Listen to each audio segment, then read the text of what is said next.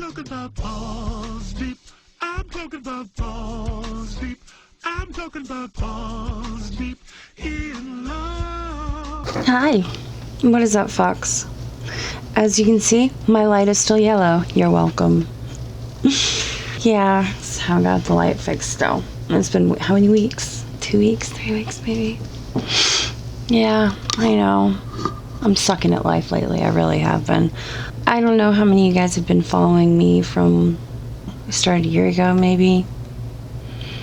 I have bipolar disorder, and with bipolar disorder comes something my family and me like to call the fall.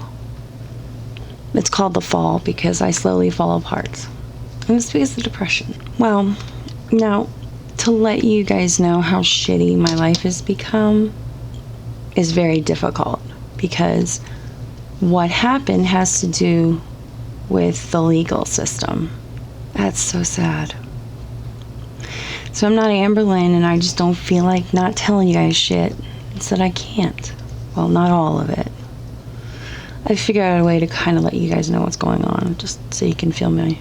You can feel me. Okay, so let us begin. My friend lied to us. There's always people who have friends that they say would never lie to them. Ever. She always tells me the truth. He would never do that. Yeah, okay, no, that's a lie. I found out that's a lie. You can't really trust anyone. Yeah. Especially when it's them being truthful about whether or not they did something completely unforgivable. They'll lie. They lie every time.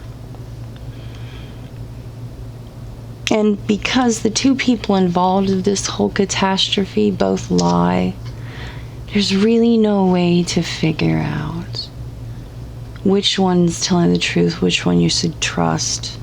It's very difficult. There's really no roadmap or instruction manual that tells you how to deal with your friends being horrible, disgusting people on the inside and out. The only thing that makes this situation different from other ones is, again, it has to do with the legal system. And when you stand close to a catastrophe and they think you saw something, they're gonna bug you. And it was fine. It was fine. We answered whatever questions needed to be answered to the closest recollection we could, mainly just trying to tell the truth. And we found out we were the only ones telling the truth, and it really sucked. I mean, best friends are supposed to be just that. The best friends you ever have. Never lie to you, never lead you astray, never fuck you over. But apparently, that's not in the job description anymore for best friends, just to let you guys know that. Now, lately, things have gotten worse with this case. It has nothing to do with me, nothing to do with my family. It's really just what our friend did. I guess he's not our friend anymore. We've stopped talking to him. It was the only plausible thing we could do to protect us and our kids from any bullshit they have done. But it's still, more and more things keep coming out letting us know that he's a fucking liar. And there's nothing you can do anymore to be able to trust people. It really sucks. And I've been trying to come to terms with that, and it's not been working. When people do bad things around you, it really blows up your mind. Especially when you find out that they told you the absolute opposite of what the truth is. So, that's what I'm stuck with right now. And instead of doing anything, like defending somebody or telling people a bunch of shit about it, which we can't, I stopped talking to everybody except for my family. But yeah, Having a friend lie seems like such a trivial thing, so stupid, and I know I shouldn't be surprised, but I am. For some reason, I trust, which was wrong.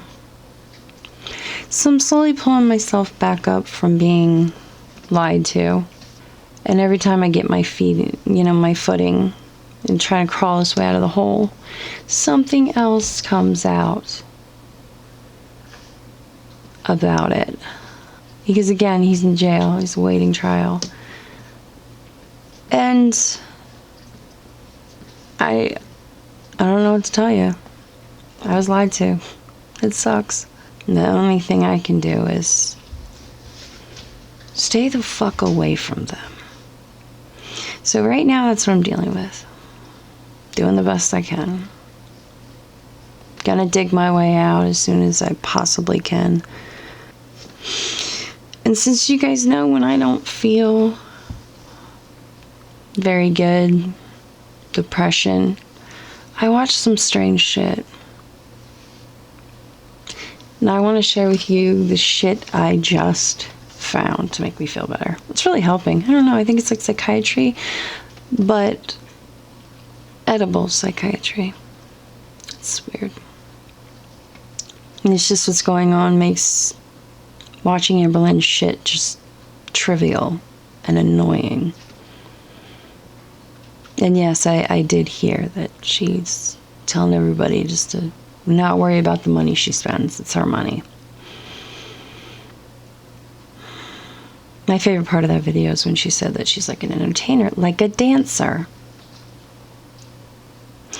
So, since we're all about a little good depression here, we're going to watch a video. And it is called The Edible Ashtray. Yeah, I know. That's pretty bad. But it's by a chef called Emmymadeinjapan. I do believe the whole channel name is. She's here on YouTube, and as usual, she does some strange ass shit that makes me happy on the inside. So what do you say we watch? Could be fun.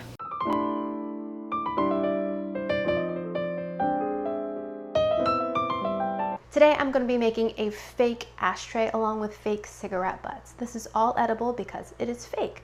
Please do not eat cigarette butts or ashtrays or anything found in an ashtray. Thanks. Okay, you know it's going to be a good video when someone advises you not to eat anything in an ashtray or an ashtray. This recipe is inspired by Chef Ben Churchill, who authored this book, Food Illusions, and was the inspiration for this sponge cake that I made a little while back. I'll put the link above and down below in case you missed that video. He includes lots of different food illusions. The washing up sponge, what else do we have in here? The Stilton cheesecake, toast with an egg on top, which is of course sweet rather than savory, beans on toast. So this is the recipe that I'm inspired by today. Okay, please tell me you saw what the recipe before that was. Dude, that was the Iron Throne. We're talking about, like, seriously talking about Game of Thrones. I think she should do the Iron Throne. I'm serious. It looks awesome. And it is the ashtray panna cotta. So this is what the dessert looks like in cross section. There's panna cotta on the bottom. There's a layer of lapsang, which is a really smoky Chinese tea gel. And then he's got this edible kind of ashtray dust on the top, along with edible cigarette butts. She literally had me at the word brownie.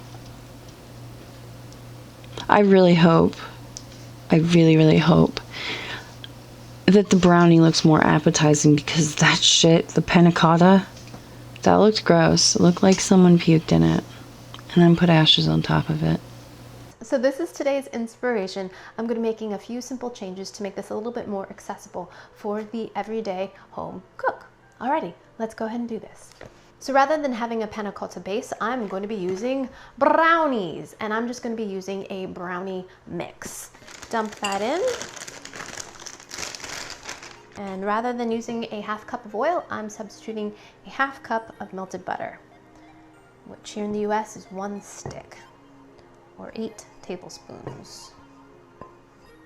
1 large egg. Boop.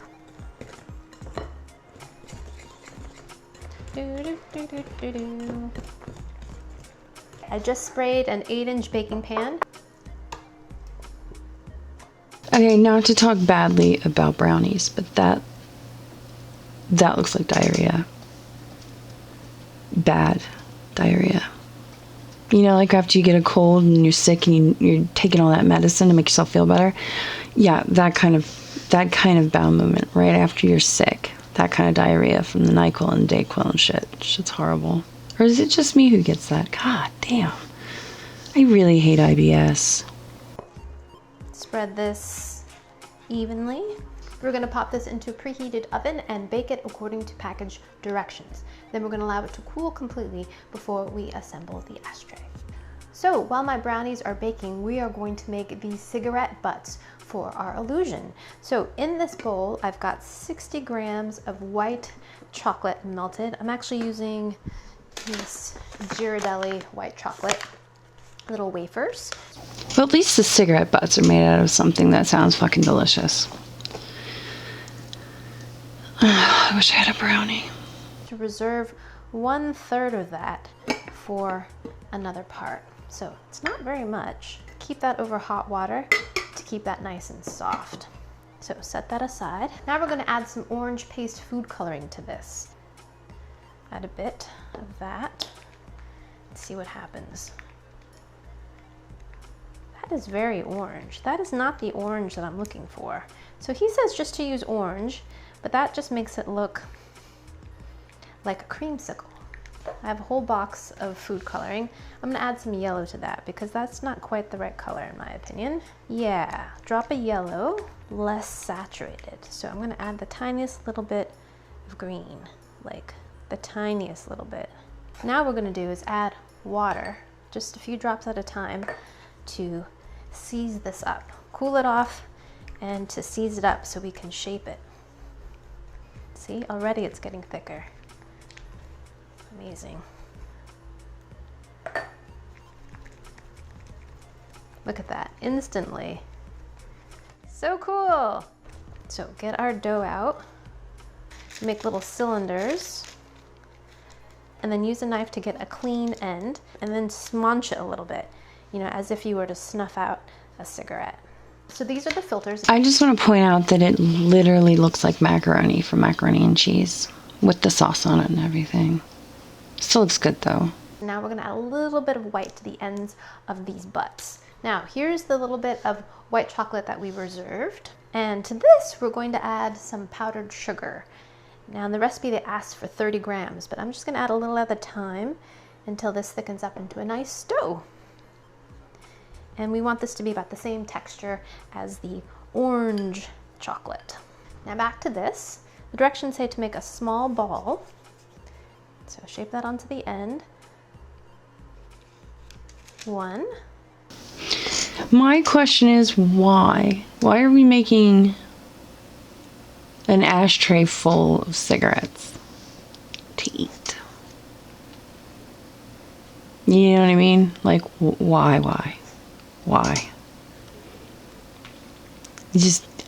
I can't think of a reason why you'd make this. So instead of making meringue, I'm going to be substituting these. And these are ladyfingers, Italian little biscuit cookies that are super light and airy. And I'm going to blitz them, as they say, in my food processor. So here's a ladyfinger. I'm going to break it up into a few pieces. Drop them in there. They're very crisp. And let's give them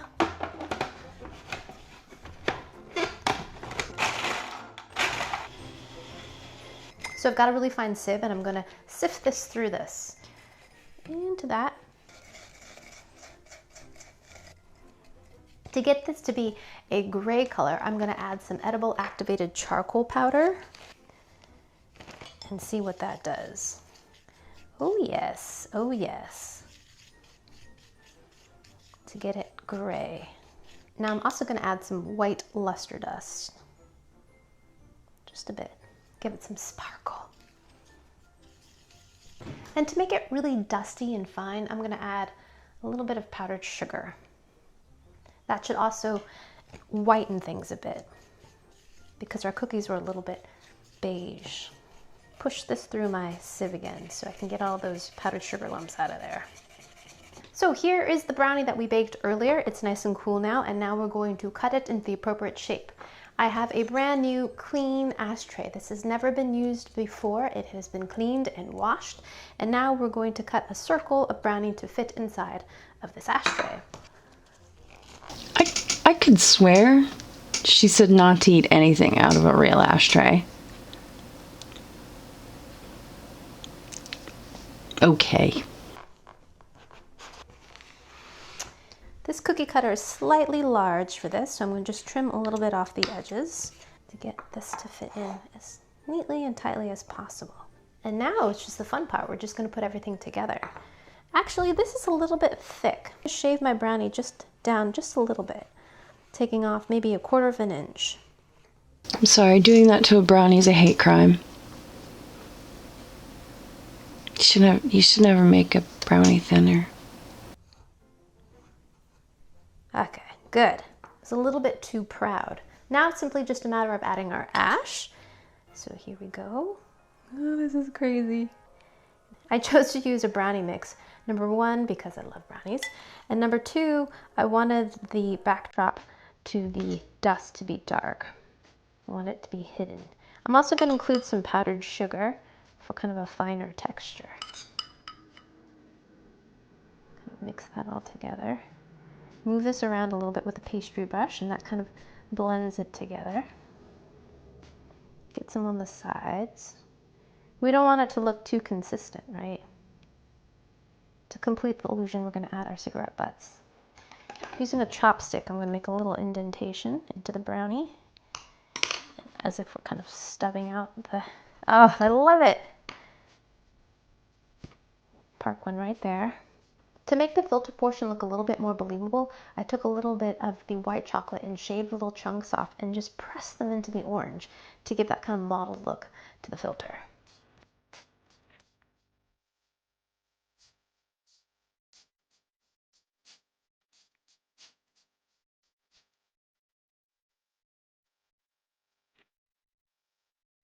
Alrighty, my beautiful lovelies, here it is, the edible ashtray. Hells you say. And I'm so happy with how this turned out. Relatively easy to make and very, very convincing. Once again, this is a fake ashtray with fake cigarette butts. Let's give this a taste. First, I'm gonna eat a cigarette butt. Here we go.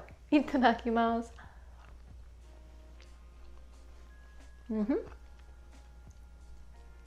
And that tastes like white chocolate, a little bit vanilla, nice and cocoa buttery, and it has the texture of a candy melt. So let's go ahead and taste the brownie below. Right into our ash. Let's scoop out some of that brownie. Oh, yes. Here we go.